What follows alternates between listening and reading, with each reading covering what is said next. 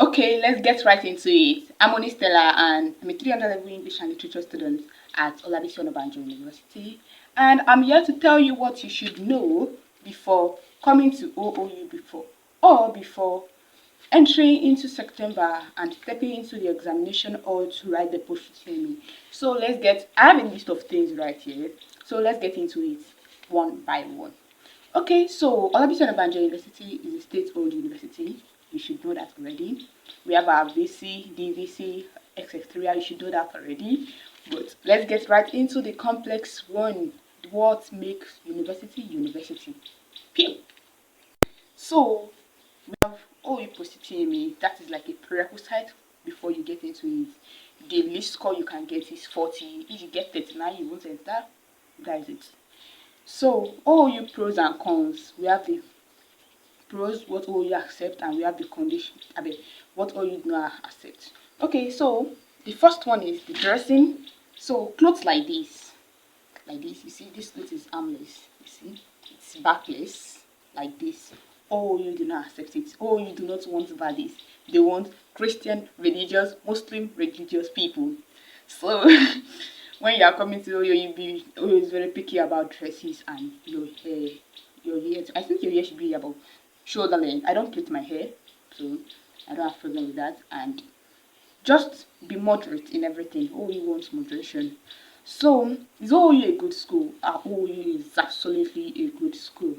And what I wish I knew before entering OOU, I think that would be, I stay in the hostel, so I think that would be bringing kegs or bringing containers, reservoirs to the hostel. And you should do that too because Ago has dry land. There's no water. No water. So you should be prepared so that whenever there's water, you just rush and you fetch water. Things nobody will tell you about OOU is that OOU, you have to pray to God before you can survive a day in OOU. Because the security in Ago isn't that tight and students lose their lives here and there, and there is this case of robbery here and there. So let's leave the scary part out and let's move to your first week in Olabisi Onabanjo University. So when you get into the school, you look at the scenario, oh wow, this is university, and you're very joyous. But what actually happens before you become a full registered student? The first one is you do your registration, and registration is always suffering. Because if you don't do your registration, you might not be able to write the exam. Yeah.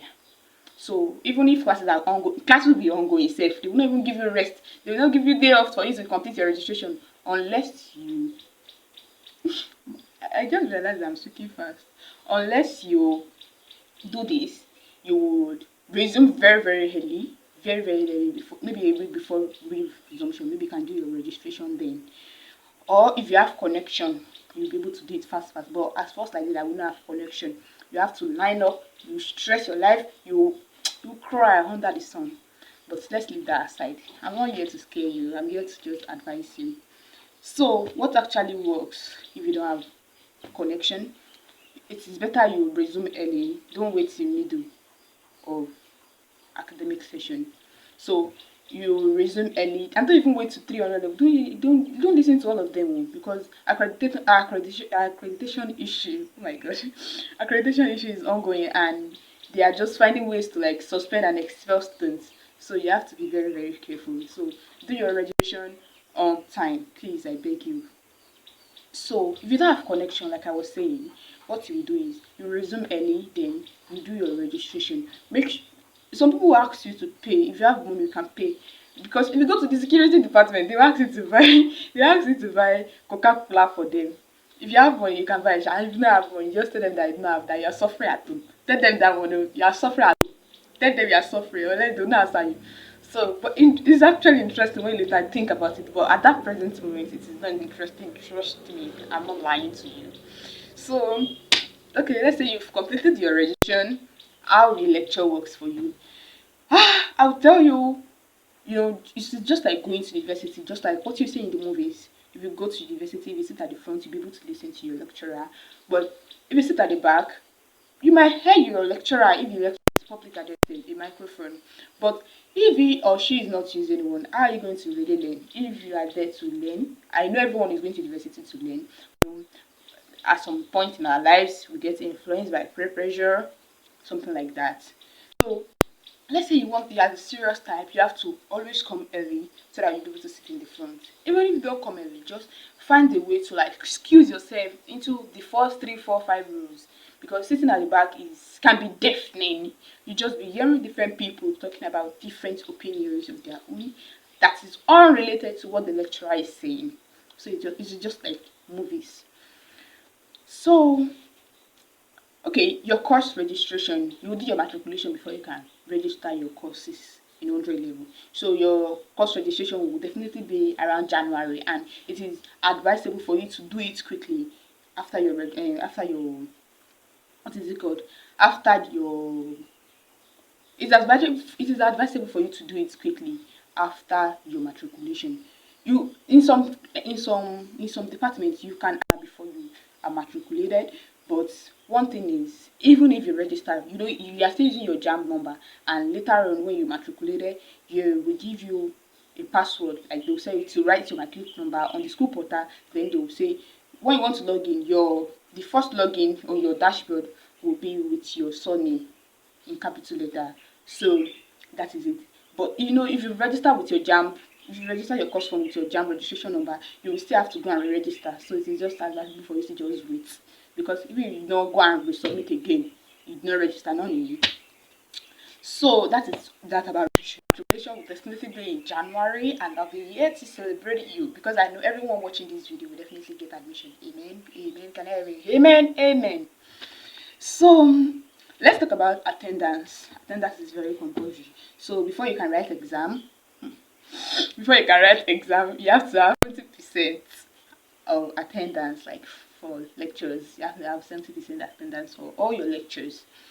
So you do tests in school and you write exam. For 100 level, your first semester exam will definitely be CBT.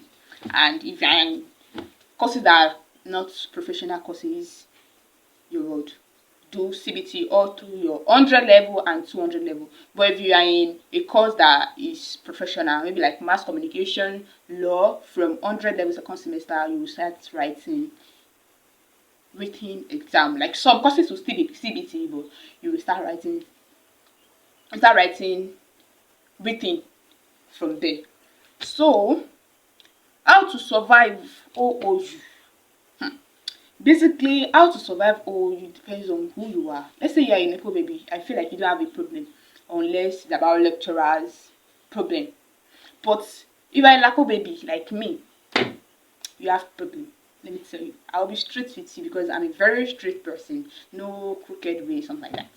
So if you're a Lapo baby, for you to survive, maybe you find side hustles, or maybe if you can trek very well, you likely survive too, because that one you've cancelled transportation like that. And if you have another how to surviving way is you would be gentle and nice to people, because generally being nice to people and being gentle, hospitality is something that brings you goodness and favor. That's it. But for you to really survive OU, let's say you stay off campus. I stay on campus rather. So I think I actually don't have a problem, because even if I want to go to lecture and I don't have money, I can still survive. And if I don't have food and I'm very good with my roommates, they can give me their food to eat. But let's say you are staying off campus, you have to be good with your neighbors too, so you can actually survive. This is like a act to act, nothing complex. So you have to be good to your neighbors too. Yeah, I don't say if they okay. Don't do an eye for eye, because I'm not even in support of that. But it depends on your own philosophy. I'm not in support of eye for eye, an eye for an eye. But even if people do bad to you, do good to them. That's it. At the end of the day, you become the bigger person. So that is that about surviving. You actually have to learn how to spend wisely, and motion ground. If you don't have money, avoid motion ground. Okay, motion ground. If you, know, if you don't know what motion ground is, so motion ground is like a place where you can buy everything inside this world. It's like a place where you can buy food, snacks, books. Yes, books, clothes, foods, everything. Being safe, food stuff, you can put stuff there. Atagbegbe, atarodo, you can buy it there. Ororo, everything you can buy it there. It's just like a market inside the school. Yes, the market where everything is sold inside the school. Yeah, yeah. It's not owned by the school, but inside the school, different people come, and I think all of them they are registered under the school for security purposes. I think I don't know for sure. So if you don't have money, maybe you should minimize the way you go to motion ground. If you have friends that have money, they love going to motion ground. I think you should always give them space. I think not that I'm commanding you. I think you should always give them space before whenever they are going to motion ground, because if you go to motion ground you can spend all your whole month stipend there. I'm very very serious, because those snacks, if all those photographers, if you have pictures to snap, if you don't have passport to hold, you would stop. That's it. And so when you're doing your registration, you definitely need passport. That just kidding, I don't have it here. So you definitely need passports, because everything there you have to put your pictures for identification. So if they file lost, so they'll be able to easily identify instead of checking names. I think that's what is useful. And you would print though. You would print very well. But I don't know.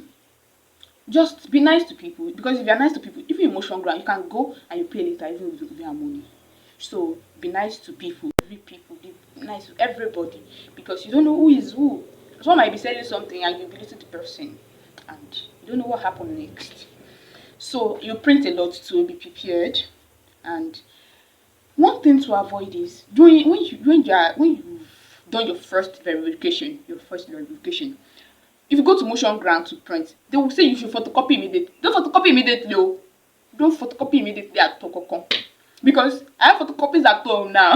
Because they told me I should photocopy immediately. But they have to sign on it first. Because no person will want to sign twice on two different sheets that you own it. Instead, make them photocopy one. They will sign on it. Then after signing, that is when you will do 3 photocopies. So that you submit to your officer. Don't make the mistake that I made. Please don't make the mistake that I made. I think that's what should be in what I wish I knew. Because I have lots of A4 papers lying down in my folder. So, how to choose your friends? Okay, so let's go. Let me dance for you, little. So, how to choose your friend is basically per your choice. If you want to choose a friend that is brilliant, you want to choose a friend that is lively. Let's say you are an introvert, you want to be like outgoing, you want to be lively, and let's say you are shy too and you're an introvert, you should choose a friend like, unless you be very bored in university, because in university nobody's going to make you happy. Unless you make yourself happy, you find your own happiness. That's it. Or you can watch TikTok. That's jokes apart. But like seriously, you need friends in university, and you have to learn how to choose them wisely. Okay, when I wanted to enter university, I said the very first person I would speak to would be my friend. But things around tables change, and here we have today. So you just have to be careful, and don't pour your whole life on a person that you just met. Learn to get to know people. That's part of the mistake that I made too. You don't just jump into a person just because you made a promise to yourself. Yes. Promise to self are supposed to be slow, not so steady, but not so sluggish too. So you have to like learn how to know people, get to know them, be very very observant. It is very very necessary. In university you have to learn how to be very observant, and this will lead us to how to deal with difficult lecturers. You don't have to beat them. I'm not asking you to beat them. Oh, don't go and show this video as evidence. So please, I beg you. I don't get money. So how to deal with difficult lecturers is basically easy. I'm not asking you to avoid your like that, but how to actually deal with difficult lecturers is just avoiding them. If you ask a question in class, answer it if you know it. If you don't know it, keep short. Don't make mess in their class. Don't allow them to send you out for a whole semester. Don't allow them to send you out when they are writing a test.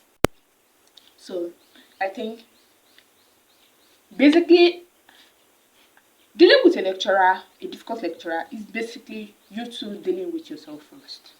Because some lecturers do not have happy home, allegedly, like a student says, So that is how to do with them. You avoid them, and you make sure if you ask you to do something, you actually do that. Don't be prideful or don't be proud because you don't have anything. If you have everything, you wouldn't be in the you wouldn't be in university learning under them because you are learning under them. Even though they are paying them, they are still learning under them, and they have the right to send you out. So that's it. So you have to, if you want to avoid the devil, if you want to avoid the devil, you avoid the devil. You have to be careful yourself. Yes, that's it. You have to be careful yourself. So, how to study effectively? So, I believe everybody is coming to university because they want to study effectively. So, I think the best way to study effectively still depends on yourself. You might be wondering why I keep saying it still depends on yourself because we are different. Okay, like me now, I believe I can read everywhere. But I can read though. Reading is different from studying. Studying is okay. You can explain to everybody. I believe I can read everywhere, but I believe I can't study everywhere.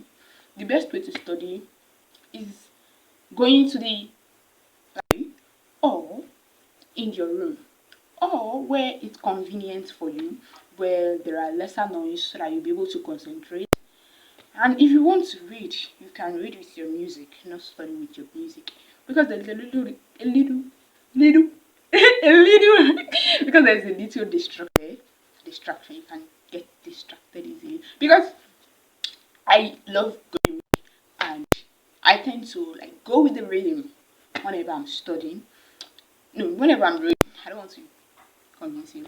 I tend to go with whenever I'm reading. So I believe the best way to just study still depends on you. I believe before you even enter university, you should have known how best you study. Maybe it's in the morning, afternoon, or night. Maybe when your friends are there, when your friends are not there, when you are alone, when you're pressing your phone, when you're watching TikTok. But the effective way to study that I know and I can recommend to you is using the library. Faculty has their library, and you can use the university main library too because they are students and they want students. Please, you can make a difference. You can make a difference because when someone is talking that I want to read, I want to do, you just say I beg to differ. You just say I beg to differ. I use the library. So I think that is that about that. And if you feel you still have any questions that you want me to answer, you can drop it in the chat box. I'll be there and I'll be very happy to help you. Okay, let's talk about a gist that I can gist you about. So last semester rather, so I went off campus to like get some things. I said I stay in the hostel. Maybe my next video will be about staying in the hostel and staying off campus. My own personal perspective. You can argue. I'm open to it. So I went off campus to like buy some food stuff for myself, right? So later I discovered that there was protest in the school after I've left the school, and I was planning to like take a bus, board a bus to back to the school hostel. I discovered that they are doing what protest. I later had to stay with my friend because it was like I was traumatized. I was so traumatized. But at the end of the day, I go back home safely. I go back to the hostel safely the next day, and it was all thanks to God. So, if you feel you need to learn from me, if you feel you need to talk to me, I'm open to anything, everything. I'm open to opportunities. If you have opportunities for me, like I said earlier, I'm a 300 level English and literature student at Olabisi Onabanjo University. I'm open to opportunities, learning, internships, anything that brings me money. Yeah, I'm open to it. So you can just drop anything for me in the chat box. And if you want to DM me on WhatsApp, you can too. Just ask for it on in the comment section, and I'll be available. Thank you so much for watching me. Please don't forget to like, share, comment, and share. Thank you.